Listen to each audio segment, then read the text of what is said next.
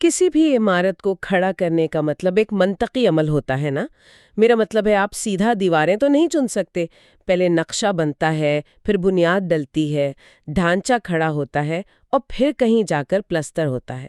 بالکل ایسا ہی ہے۔ ہر چیز ایک خاص ترتیب سے چلتی ہے۔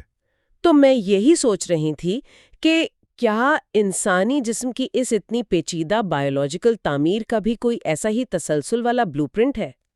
آج ہم جس کتاب کا گہرا مطالعہ کر رہے ہیں، یعنی دی انچیلنجبل میریکلز آف دی قرآن، وہ یہ دعویٰ کرتی ہے کہ یہ پورا مائکروسکوپک نقشہ کوئی 1400 سال پہلے ہی حیرت انگیز تفصیل سے بیان کر دیا گیا تھا۔ اور یہ کوئی عام بات نہیں ہے۔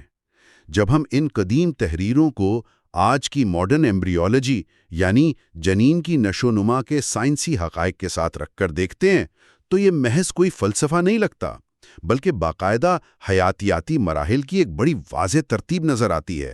تو چلیں اس تعمیر کی بنیاد سے ہی شروع کرتے ہیں۔ کتاب کے مطابق شروعات نطفہ سے ہوتی ہے، یعنی ایک خلیہ یا زائگوٹ جو ایک محفوظ جگہ پر یعنی رحم مادر میں ٹھہرتا ہے۔ لیکن یہ محض وہاں پڑا تو نہیں رہتا نا؟ نہیں، بالکل نہیں پڑا رہتا۔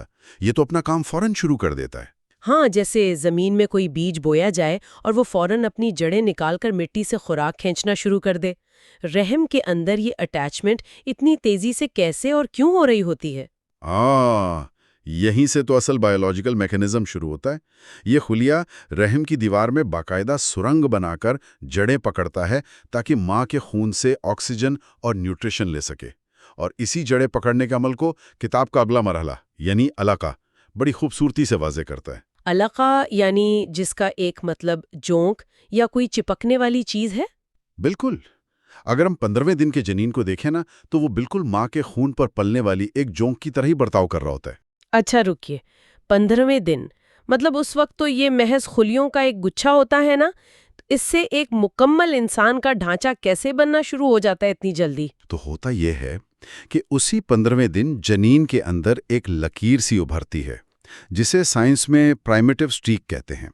یہ کوئی عام لکیر نہیں ہے، بلکہ یہ دراصل ایک ٹریفک سگنل کی طرح کام کرتی ہے۔ Traffic signal? وہ کیسے؟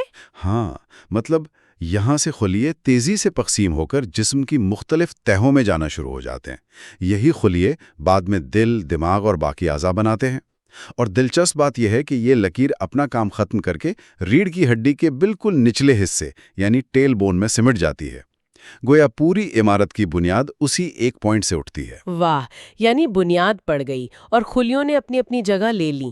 اب اگلا مرحلہ آتا ہے جسے 24 سے 26 دن کے درمیان مضغہ کہا گیا ہے۔ کتاب اس کا ترجمہ چبایا ہوا گوشت کرتی ہے۔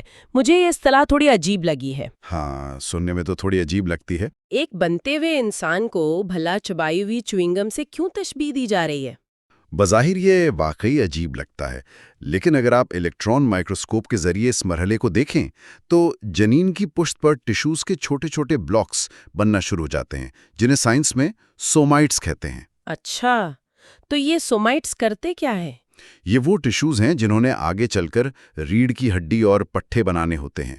ان بلاکس کی شکل بالکل ایسی ہوتی ہے جیسے کسی نے چوئنگم کو چبا کر نکال دیا ہو اور اس پر دانتوں کے واضح نشان ہوں۔ یہ تو حیرت انگیز طور پر ایک مائکروسکوپک مشاہدہ نکلا۔ لیکن اسی مضغہ مرحلے کے بارے میں کتاب میں ایک اور بات لکھی ہے جو بظاہر متضاد سی لگتی ہے۔ اسے بے وقت تشکیل یافتہ اور غیر تشکیل یافتہ یعنی فارمڈ اور انفارمڈ کہا گیا ہے۔ یہ ایک بہت اہم نقطہ ہے۔ اگر کوئی چیز بن رہی ہے تو وہ بے وقت بنی ہوئی اور ادھوری کیسے ہو سکتی ہے؟ حیاتیاتی طور پر دیکھیں تو یہ بالکل درست تعریف ہے۔ اس چوتھے اور 5ویں ہفتے کے دوران جنین کے اندر کچھ اعضاء اپنی شکل لے چکے ہوتے ہیں، جبکہ کچھ کا نام و نشان تک نہیں ہوتا۔ جیسے کون سے اعضاء؟ مثال کے طور پر چوتھے ہفتے کے آخر تک آنکھیں اور زبان بننے کا عمل شروع ہو جاتا ہے، لیکن ہونٹ 5ویں ہفتے تک نہیں بنتے۔ تو یہ ایک ایسا عبوری مرحلہ ہے جہاں پرزے بن بھی رہے ہیں اور کچھ ابھی قطعی طور پر غیر تشکیل یافتہ ہیں۔ صحیح سمجھ گئی۔ اب ذرا آتے ہیں اس عمارت کے فریم ورک کی طرف۔ کتاب کہتی ہے کہ 6 سے 7ویں ہفتے میں ہڈیاں بنتی ہیں اور اس کے بعد ان پر گوشت یا پٹھے چڑھائے جاتے ہیں۔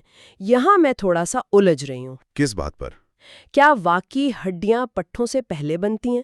کیونکہ عموماً تو ہم یہی سوچتے ہیں کہ یہ سب کچھ شاید ایک ساتھ ہی بنتا ہوگا۔ یہ ایک بہت عام غلط فہمی ہے، لیکن جدید ایمبریولوجی اور خاص طور پر ڈاکٹر کیت مور جیسے نامور ایمبریولوجسٹ کی تحقیق ثابت کرتی ہے کہ کتاب کی یہ ترتیب بالکل 100% درست ہے۔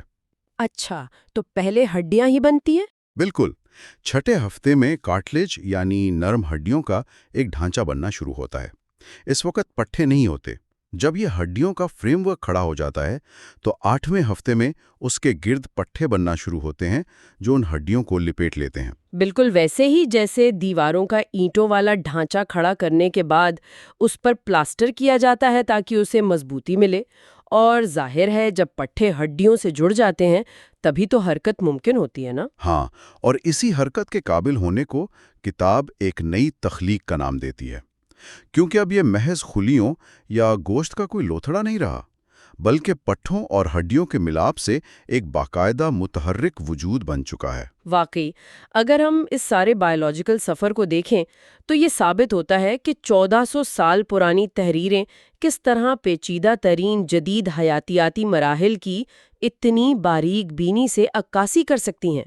یہ بتاتا ہے کہ قدیم زبان اور جدید سائنس ہمیشہ ایک دوسرے سے متصادم نہیں ہوتے، بلکہ بعض اوقات ایک ہی حقیقت کو بیان کر رہے ہوتے ہیں۔ اور میاں شاہ یہ چیز ہمیں تاریخ اور سائنس کے ملاپ کو ایک نئے نظریے سے دیکھنے پر مجبور کرتی ہے۔